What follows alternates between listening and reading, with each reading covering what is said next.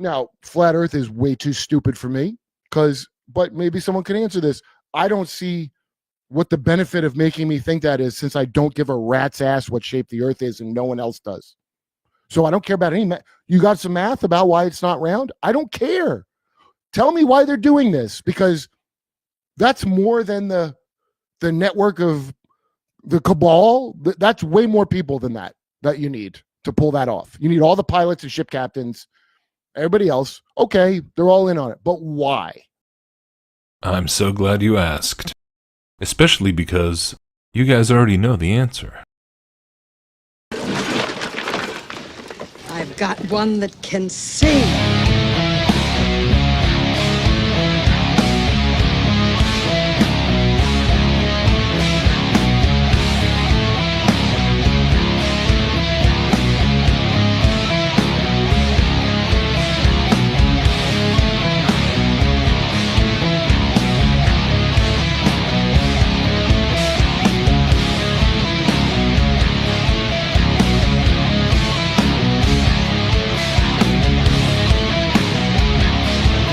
The greatest trick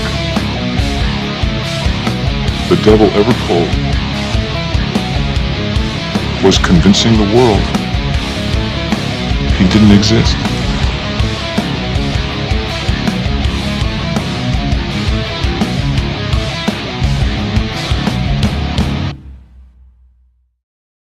So recently somebody had asked me in a comment if I had chosen to stop making videos about the topic of flat Earth.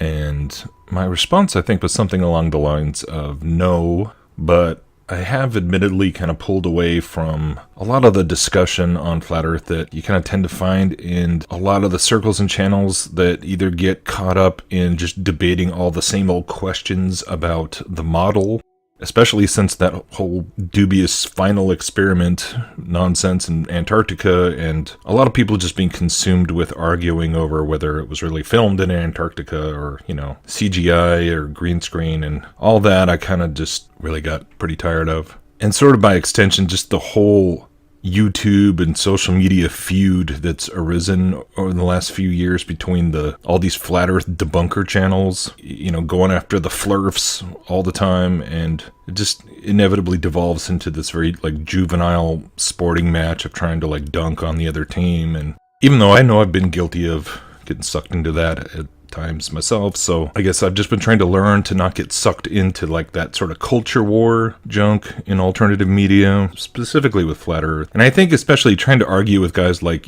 Simon Dan or that MC Toon guy or Dave McKeegan, all these people that are just they're not questioning anything about the mainstream narratives on any front that I can see. So they're all in on evolution. They're all in on, everything science. COVID came and went and they didn't even blink. So to me, that's just a complete waste of time battling against all those people.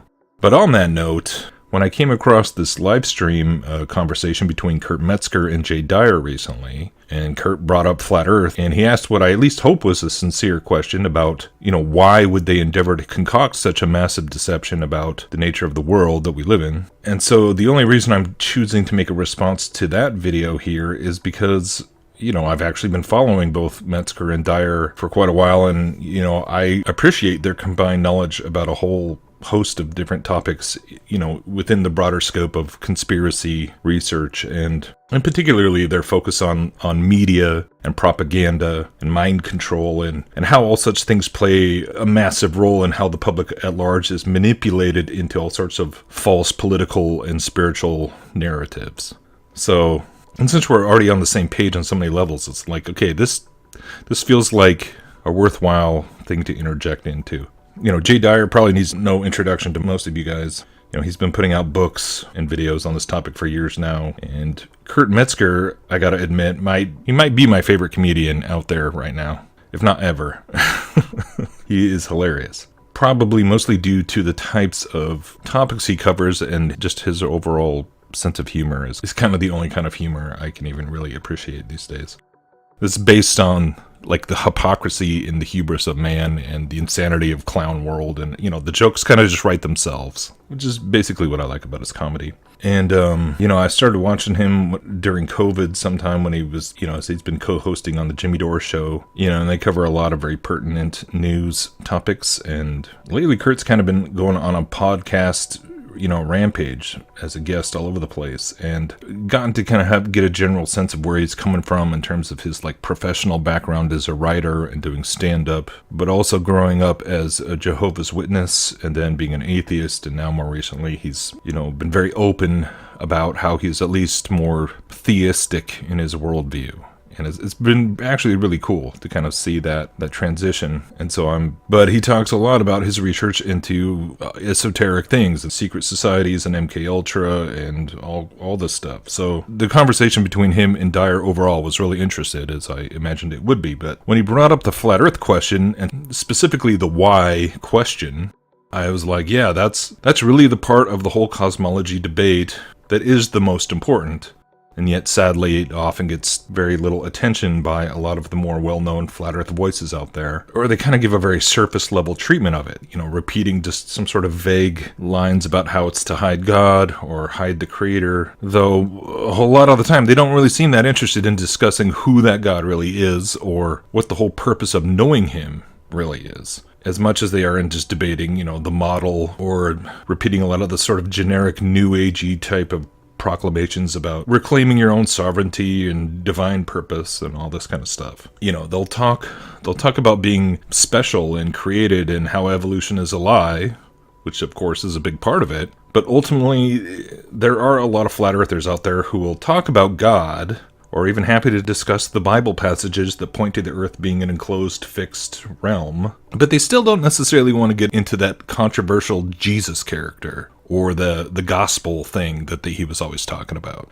And so right up front, I'm just going to spoil the answer to the why question right here, and say that without the truth of Jesus, not only is there no point to exposing the lies of cosmology, but ultimately none of our conspiracy research or esoteric spiritual rabbit holes or knowledge about the New World Order amounts to a hill of beans in the end.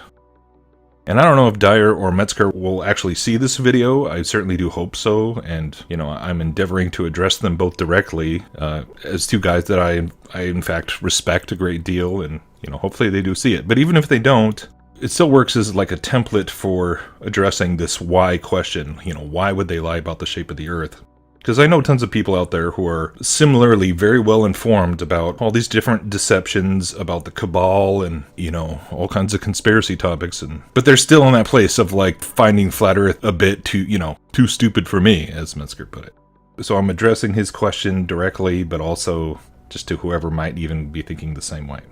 And as a side note, I've actually been pretty stoked to hear Kurt mentioning recently that he's become a fan of guys like Gary Wayne, with all of his Nephilim and Bible research, but also Nathan Reynolds, who has, one of the most amazing testimonies out there. And he talks unashamedly about things like satanic ritual abuse and mind control, and overall just how the invisible spiritual realm is very, very real. And also Kurt turned me onto that Control Alt History channel, which does really good work too. So, I'm a fan of his work and his research. So that's basically what I was getting at when I said that Dyer and Metzger already know the answer. Because despite what other issues we might disagree on, they both certainly do believe in a spiritual dimension to reality. And they've spent years contemplating how media and culture and government have molded public perception of that reality. And that is basically the reason I find listening to both those guys interesting, is because they've spent a lot of time researching it and connecting a lot of dots in terms of the propaganda. In fact, it was almost kind of ironic that in that very same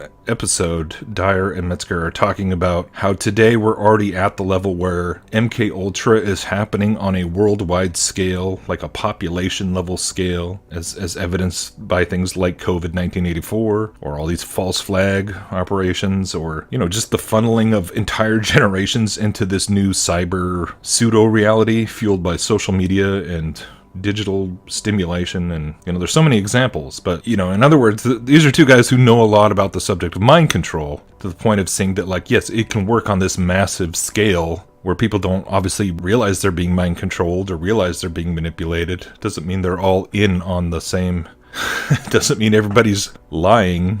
And it's the same thing with cosmology.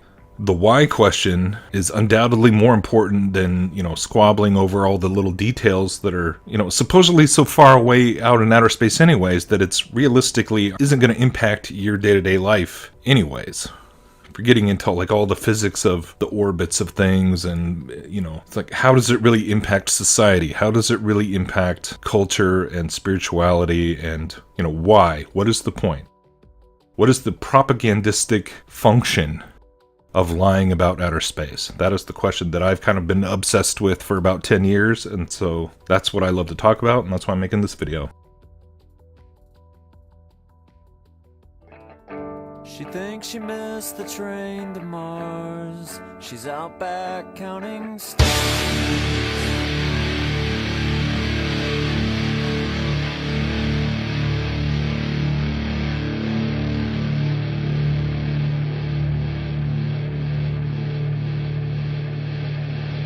And so first and foremost, I would say that the most obvious aspect is that it goes back to the entire debate over creation versus evolution. And this is not just a flimsy notion of how outer space makes God seem far away instead of directly above us, although I do believe that to be a factor. But just categorically, it's not difficult to realize that in order to propose the idea that everything we see came from some big bang in the ancient primordial past, you would need to defend the idea that the cosmos is still in a state of vast outward expansion.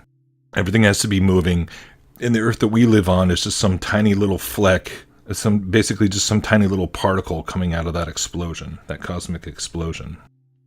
Even though when we look up into the night sky and see the luminaries circuiting the sky above us in a very precise, predictable path, night after night, year after year, century after century, nevertheless we're taught in school that they're actually in fact moving away from each other at breakneck speeds, and it's only because the distances involved are so incomprehensibly massive that we just can't see these deviations with our casual observation.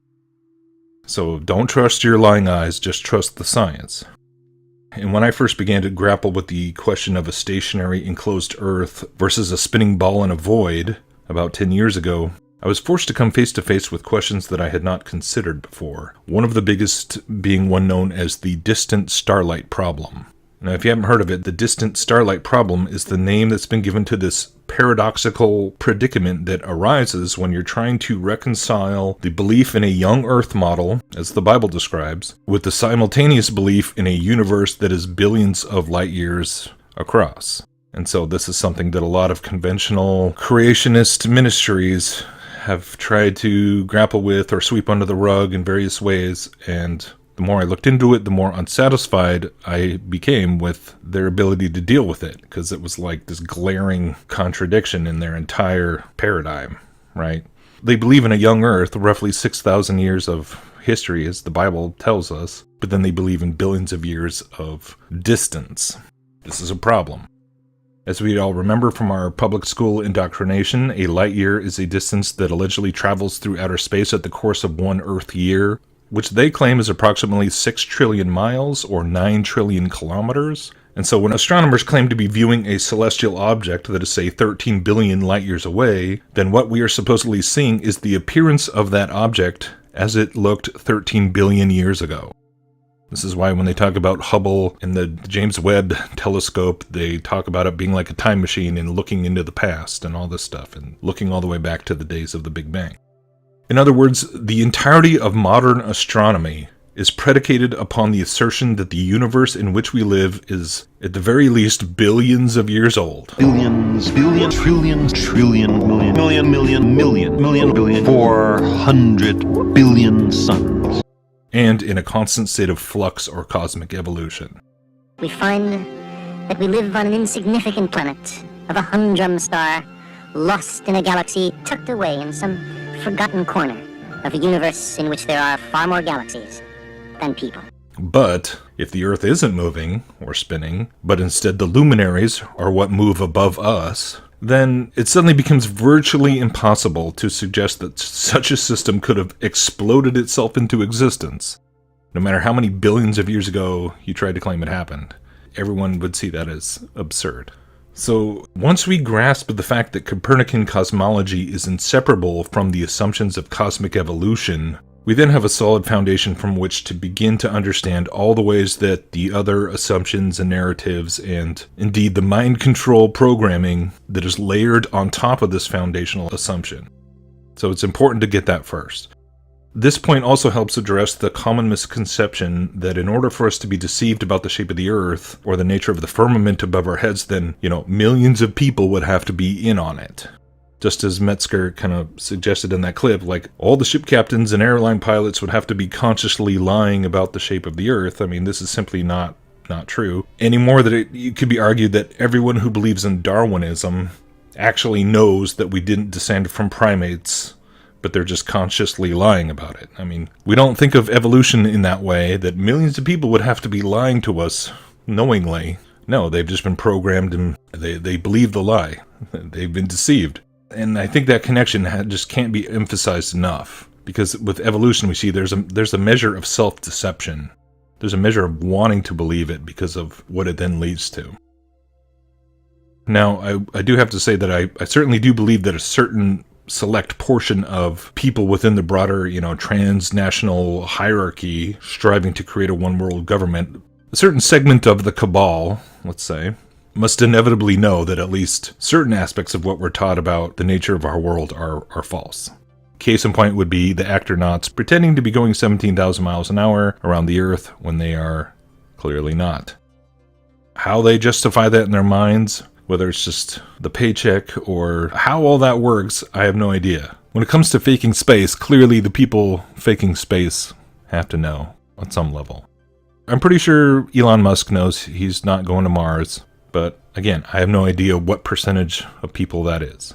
Most people within the space programs don't know that they're faking space. Okay, that is an important thing to kind of understand. And so that's just within like NASA and the other space programs, but certainly on the level of like ship captains and airline pilots, this is just demonstrably not true. Yet it's sort of ironic that it's also true that a shocking large number of airline pilots and people with like maritime experience in either the military or transoceanic sailing, stuff like that, now do believe that there is no measurable curvature. And that everything to do with navigation and, the telemetry of ballistics and stuff like that is all based on the assumption of a flat plane and all calculated accordingly. And if you want to see more on that, I recommend this video of 28 pilots confirming flat Earth. It's 3 hours worth of testimony from airline pilots and the guy who flew F-16s in the Air Force, and you'd be amazed like how many pilots are actually like realize, but they all tell you like, oh, I never thought about it until somebody mentioned flat Earth and I thought it was crazy, and then I started, really thinking about it. And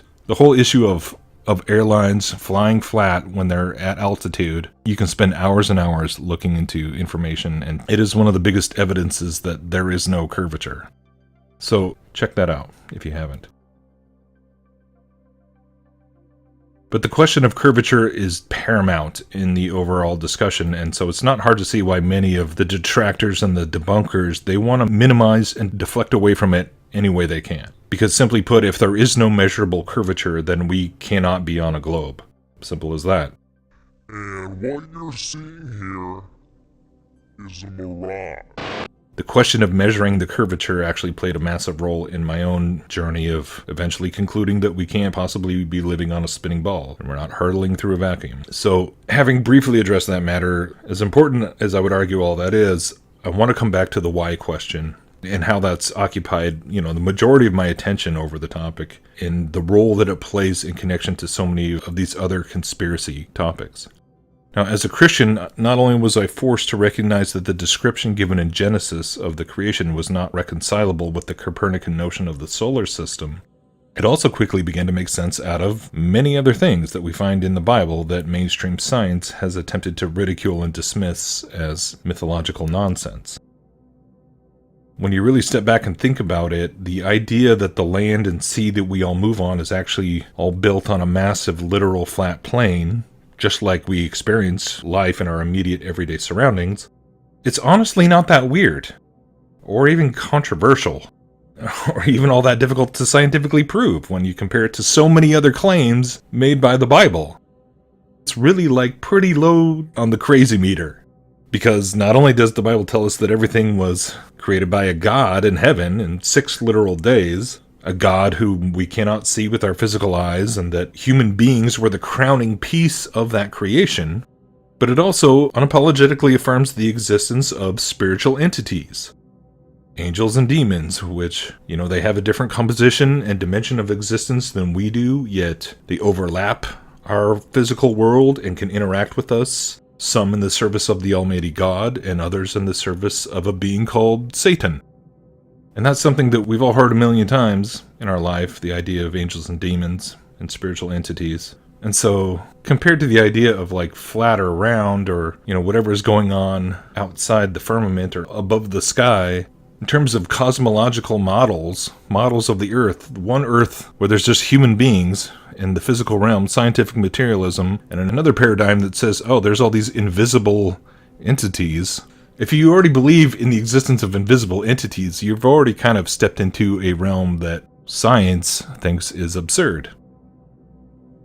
Until you realize that it actually does allow for the existence of such beings, so long as you don't put them in a biblical framework, but we'll get to that later. But when you stop to consider everything that the Bible says about God, creation, heaven and hell, angels and demons, sin and redemption, miracles, prophecies, visions, and, of course, the unfathomably audacious claim that Jesus is the Son of God who came to earth, lived as a man, to die on a cross for the sins of the world, and then rose from the grave, so that we who believe in him may have everlasting life. Yeah, does the idea of the earth simply being an enclosed home created for us to live in, just as the Bible seems to describe at face value, does that really seem very insane by comparison? What are the most insane claims made by the Bible? That the earth was made for us, or that all of these other beings and all of this other history, and that God came down to earth and lived as a man to save humanity from our own sin and rebellion? Which is the more outlandish claim? I mean, could this be why so many people have stopped and reconsidered verses like Isaiah 40:22, where it says, "He stretches out the heavens like a tent to dwell in," and then concluded that the most logical interpretation of this verse would be to compare the heavens to a tent, which is stretched out like a roof over flat ground? I mean, it's kind of like Occam's razor here, right? But, okay, getting back to the why question and how this connects to so many other topics, that we call conspiracies. Much like the Bible tells us quite plainly that the earth was created for man, and that we were given dominion over it, the Bible also tells us very plainly that this perfect paradise was broken due to the involvement of a lying, non-human entity described as a serpent in Genesis 3, and later revealed to be a fallen angelic being known as Satan, the devil, the dragon, so on.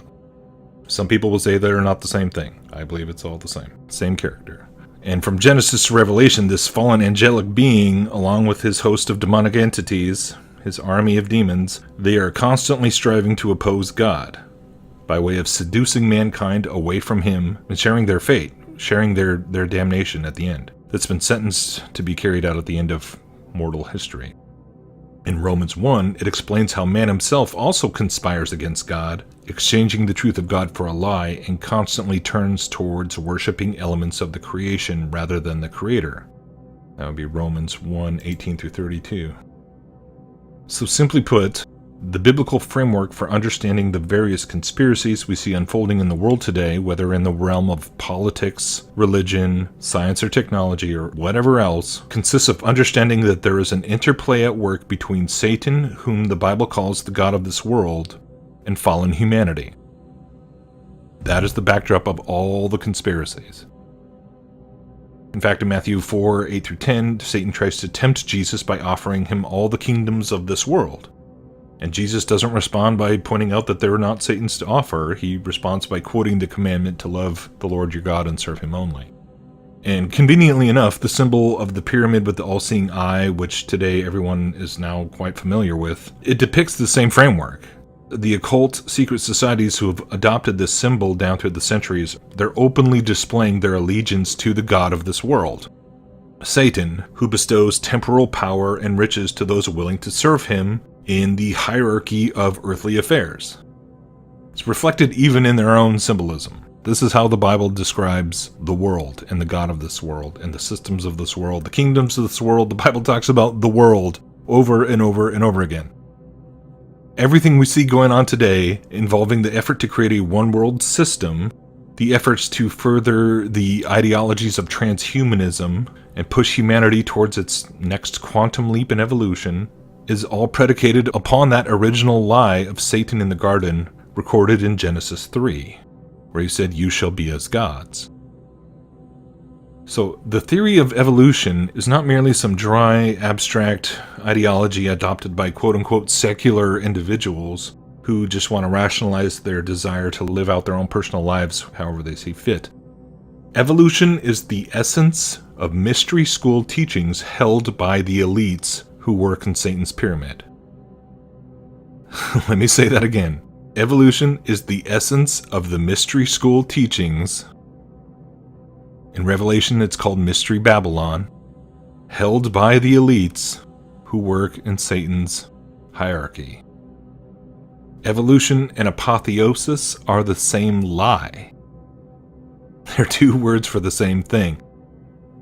For the bulk of the 20th century, a lot of people thought scientific materialism and atheism was like the driving force of anti-Christian influence in the world. But what I've come to realize is that in reality, that was only a short phase of the broader deception that's gone on for thousands of years. The recent invention of the Big Bang fairy tale and Darwinian social engineering theories, they paved the way for a worldwide religion of humanism that swept across the entire earth under this guise of, quote, science, or scientism, the religion of science. And ever since COVID, people have come to grasp this on a level that just seemed almost unthinkable in the years just right before it.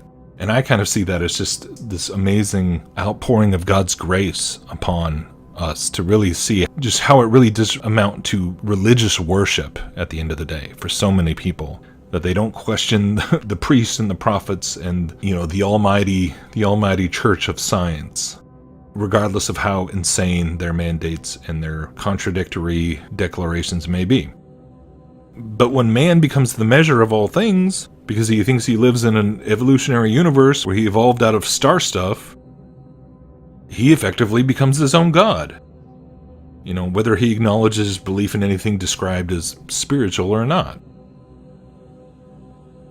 But we are spiritual beings, ultimately, and the mechanical emptiness of raw materialism won't satisfy most people for very long, and so we've seen a massive shift back to a longing for some type of spirituality, described as sort of like a reawakening or the reenchantment, you know, back to ancient forms of paganism and mysticism, while the traditional biblical worldview continues to be ridiculed as, you know, superstitious and scientifically absurd.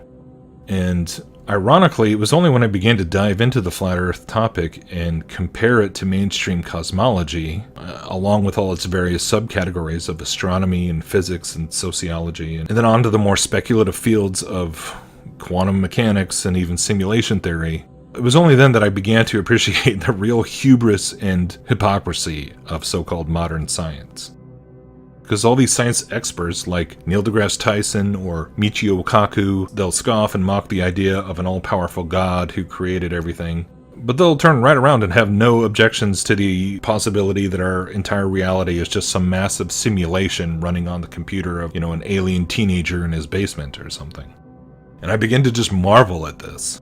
How on the one hand, modern educated people react with horror and revulsion and ridicule at anyone who dares ponder the possibility that we might not actually be living on a spinning sphere in space.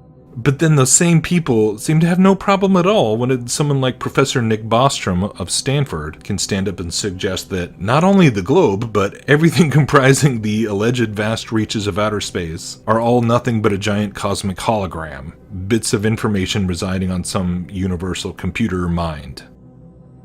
People freak out if you suggest that SpaceX could be faking rocket flights to the ISS, but then Elon Musk can say that there's only a 1 in a billion's chance that we're living in base reality. And somehow that's not objectionable. And it might even be the musings of a genius, you know. In other words, it's like if you say space is fake and created in a Hollywood basement, then you're a crazy conspiracy kook. But if you suggest that the entirety of the universe is just an alien simulation, or an illusion created by our collective cosmic consciousness, or a hologram being projected from an infinite number of possible realities within the matrix of quantum potentiality, that's all fine. Nobody cares. Nobody cares if it's all just an illusion or just a simulation. And that continues to baffle me to this very day. But really, after I had traversed just a short ways into those arenas of quantum physics and simulation theory, the mockery and the ridicule aimed at those of us who'd consider an enclosed biblical earth just felt like a joke unto itself. Really, it became transparently obvious that the quote-unquote scientific elites, who insist they know so much about the universe and how it all works, they aren't offended whatsoever by the most fantastic theories or speculations imaginable, so long as they don't involve the existence of an external creator God who has authority over us and the definitions of morality.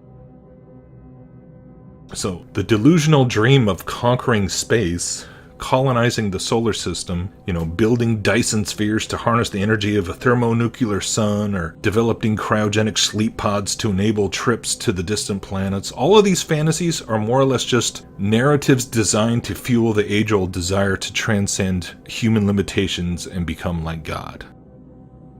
So outer space can thus be understood as a type of fictional backdrop for endless Luciferian parables, which people walking around down on Earth can internalize and justify their desire to live without the oppressive God of the Bible, who literally looks down on them from above, as the Bible says. It is also the paradigm which propels numerous globalist agendas, such as the quote, green economy to combat climate change, and the supposed need to keep the population in check so as not to outgrow the limited resources of quote, spaceship Earth.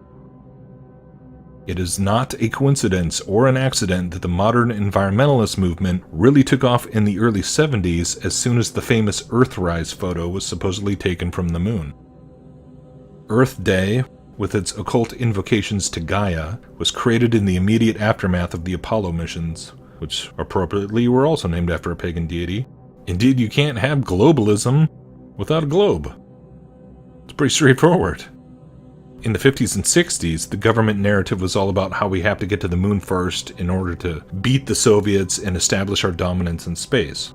And as soon as those Freemason actronauts planted their flag in the moon studio dust, suddenly the need to build a moon base and have a permanent station up there was somehow no longer a priority, and everyone had gotten bored of it, or whatever their excuse was. We destroyed all the plans, or whatever. Instead, it all immediately switched to this narrative of international cooperation, starting with the Apollo-Soyuz docking missions. That was in 73, I think, or from 73 to 75. All of a sudden, it was all about working together. We don't need to go to the moon. It went from colonizing the moon to building an international space laboratory in low Earth orbit, where all the nations could supposedly conduct science experiments in zero gravity and harvest the inevitable scientific breakthroughs that would supposedly follow, all while gazing out the window and peering down onto the magnificent blue orb below. It became all about looking back down on the Earth. The marvelous blue marble, which became the icon of all icons, the most ubiquitous symbol to populate the zeitgeist that we were all reared in. The symbol that you have seen more times than any other symbol in your life. If you want to talk about propaganda and mind control, this is like the mothership, the mother of all propaganda symbols. From the 1970s until the present day, we've been steadily fed a diet of images portraying the quote, fragile Mother Earth, a world with no borders, a planet protected by a tiny thin layer of atmosphere, protecting us from the harshness of the cold outer void. A world which, seen from above, from the perspective of the overview effect, as NASA coined it. Look up overview effect. And this overview effect that requires us to learn how to have a global mindset, rather than a selfish, ignorant, nationalistic one. They literally came up with a name for the effect of their propaganda. They literally coined a phrase for the desired change that is supposed to happen in the mind of the people being subjected to this mind control. It's called the overview effect. And it's admittedly a pretty horrifying realization to come to the conclusion that this most iconic image that was so long was regarded as the most definitive example of our alleged collective achievement as a human species is in fact an indispensable component of the greatest MK Ultra PSYOP of all time. I'll grant you that. It's a lot to swallow. It's pretty insane. But in fact, I look at it now, I see it as the icon of eugenics. I see the symbol of humanism itself. It is the iconography of the one world system. It is the icon of the New World Order. It is literally a new world view programmed into the minds of billions of people, designed to justify everything from a centralized digital economy, total surveillance, forced medical procedures, population control, synthetic food production, coerced urbanization, social isolation, gender fluidity, which is, self-sterilization, weather modification. I mean, virtually every globalist agenda that has been exposed and decried ad nauseum over the past several decades. And that's only touching upon the external physical realm of politics and economics. On a deeper level, on a spiritual level, the belief in a vast universe full of star systems where life can potentially be evolving alongside of us, or before us, in endless different variations and ways. This allows for the belief in the existence in, quote, extraterrestrials of every conceivable form. And it's not even necessary to explain how much we've been bombarded with media and material over the course of our entire lives, involving the prospect of, everything from little green men, to the alien greys, to alien entities that have evolved beyond the need to even inhabit physical bodies at all. Some ethereal, AI entities that have transcended physicality altogether.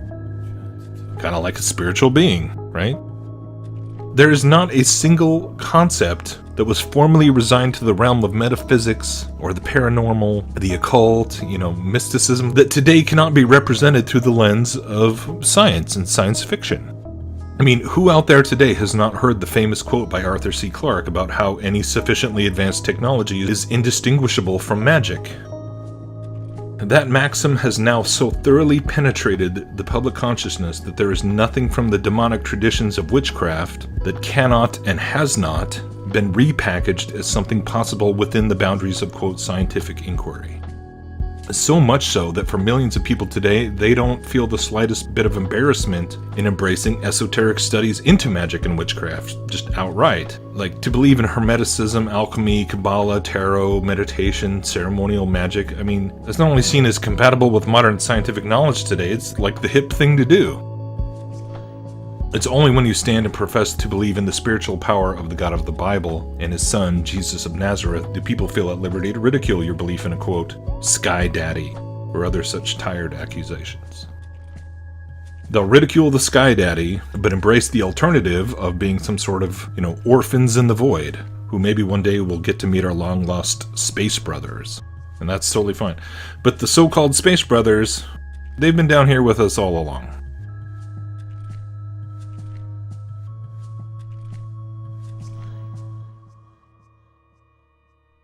When we humble ourselves enough to put more trust in what God has revealed through his word than through the vain imaginings of man, we can know the why behind the conspiracy. The conspiracy to obscure the true nature of the world, and all the other conspiracies as well. In fact, even a small child can understand it. The beauty of the gospel is that it's simple enough for a young child to accept and believe it, and yet so utterly profound that you'll never exhaust its mysteries if you live beyond 100 years old.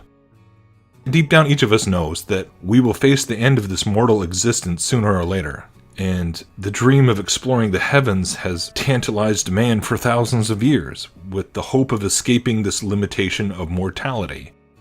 And the fallen entities who war against heaven and against man have been fueling this delusion for just as long. They've been lying to humanity for thousands of years about where he came from, where he can eventually go, beyond the constraints of this material world, if only he sufficiently develops his knowledge of himself and the rules by which the universe functions. The Bible tells us, on the other hand, that on the fourth day of creation, God put lights in the expanse above us, to shine light upon the earth, and to mark the signs and seasons and days and years, a celestial calendar or clock, and a provision of light to see by in relation to the day and night time.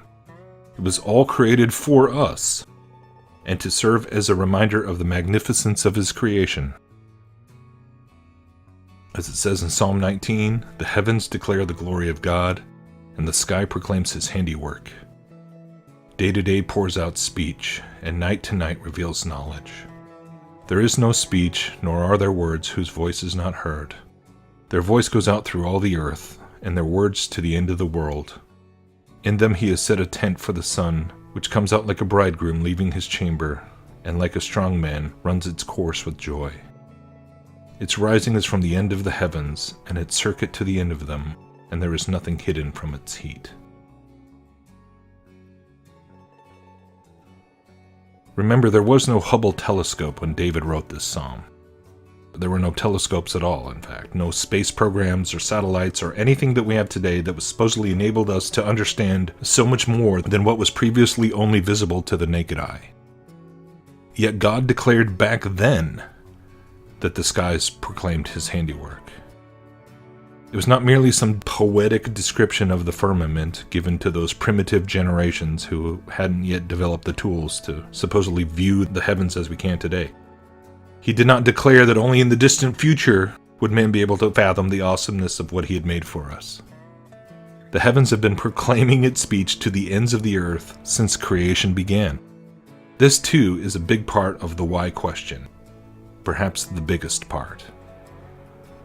It's the simple trick of erasing people's ability to recognize the signature and handiwork of God that is shining down upon us day in and day out, testifying to His love, mercy, and provision, and also testifying to the fact that one day the heavens will be rolled back like a scroll, and the Son of Man will return through the clouds in the same way that He ascended, and come back to judge the world, and gather those who belong to Him. The devil will be removed from the earth, along with all the lying spirits and all those who served them, all those who worshiped the creation instead of the Creator, and sought the forbidden knowledge they offered, instead of the knowledge of God that has been made available to everyone willing to accept it.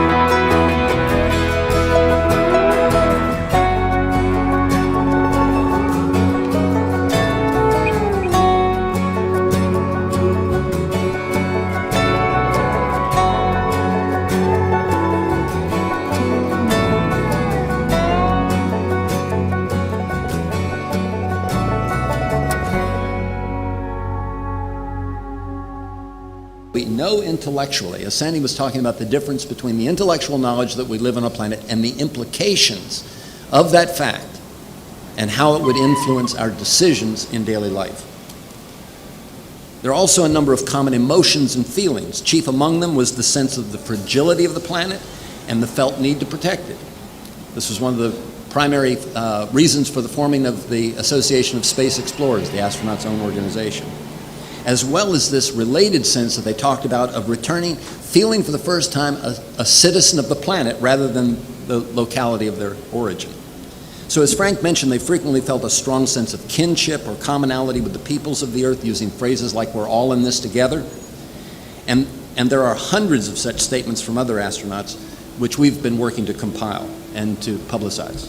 Frank also documented many of their predictions that these effects would create huge social changes once this understanding and this perspective and the experience itself began to percolate through our culture. And we certainly today have remarkable new technologies for doing that, both the internet and modern media systems and increasingly sophisticated simulation and virtual reality systems, which are needed in order to get this across.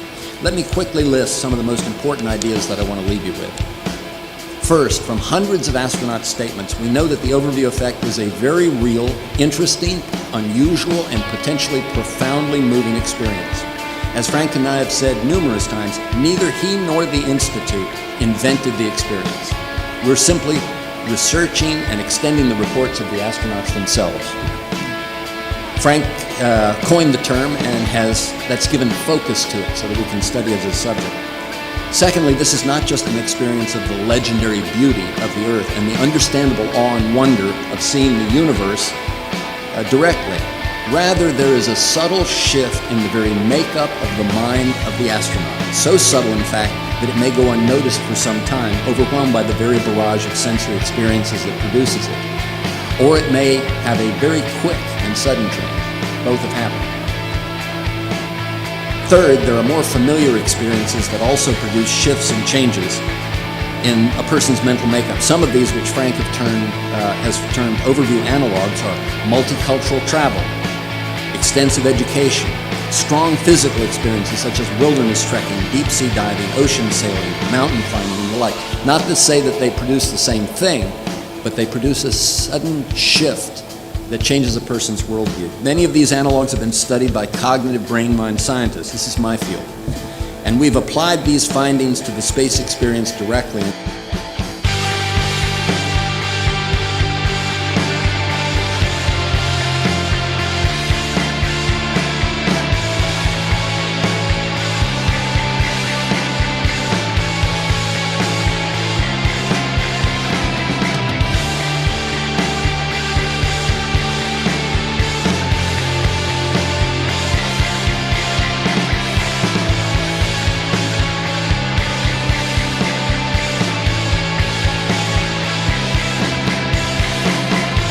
After I came back and tried to understand what this experience was all about, I could find nothing in the science literature about it and nothing in the religious literature that I looked at. So I turned to the local university and asked them to help me with what I saw. And when they came back to me a few weeks later and said, well, in the ancient literature, we found a description called Salvakapa Samadhi. And they said that means that you see things as you see them with your eyes, but you experience them emotionally and viscerally, as with ecstasy and a sense of total unity and oneness. And I said, well, that's exactly what the experience was. And so it's rather clear to me as I studied this, it wasn't anything new, but was something that was very important to the way we humans were put together. Many of the great wisdom traditions of the earth have pointed to what we're calling the overview effect. That is to say, they have realized this unity, this oneness of all life on earth and of consciousness and awareness. Within the Western tradition, I think it's quite new and quite shocking because there's been much more of a sense of separation. But if you look at other non-Western cultures, especially in Asia, the emphasis on those has always been on realization that the self and the world are not separate from each other, but that they're really interconnected, that the individual self and the species as a whole is a manifestation of the larger whole. As you go into your mind in a contemplative way, the sense of the living reality of the planet becomes obvious. You become more in tune with the natural world. This is very akin to the direct perception that the astronauts have. So it's no wonder that many people have likened the overview effect to a spiritual or meditative experience, although it's not exactly that. It's a cognitive shift that very often can produce a kind of meditative experience.